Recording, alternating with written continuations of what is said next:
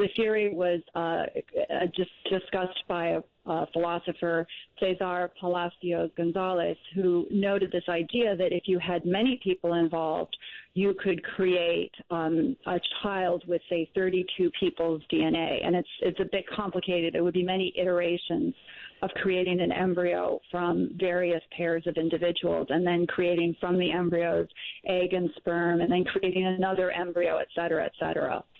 So it would be sort of like creating a child with multiple grandparents, but you wouldn't have any of the people in between. So okay. the technology. Okay. But if you can do it with, 30 people, nobody has 30 grandparents, right? Right. So that's the thing. It's compressing generations, essentially. So it's, instead of getting through 5 generations in the normal span of 5 generations, you would be doing it in 1 generation, in essence, which is not something that we've ever seen. And, the question is this something that we should do in the future, and what are the issues that come up? Why is it even something that's being considered? Is there any practical reason to do it? Is there any benefit to multiplexing? Well, so that's one of the things that I explored. I think there's a question about how many people would be interested in this in the first place. Mm-hmm. But given this technology, I wanted to think through the various scenarios where it might be used. And I followed up on this idea presented by this professor I mentioned. And I wanted to think about what would be problematic or beneficial with multiplex parenting.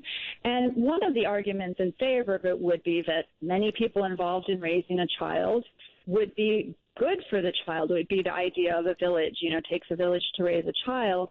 You'd have many people interested in the well-being of the child, but it doesn't necessarily follow that if many people did this, that a child would benefit, because there could be conflict and confusion over the roles. Mm-hmm. The more parents involved, the less intimacy and the relationship might thin.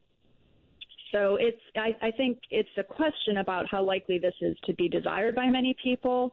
And I also, one of the things I discuss in my article is the problem of what the motivation is. So if 32 people wanted to procreate together, what's driving this? Is it a desire really to give a child the benefit of multiple parents? Mm-hmm. Or is it a desire to create a sort of uber class, a sort of clan-like mentality, which I think would be deeply problematic?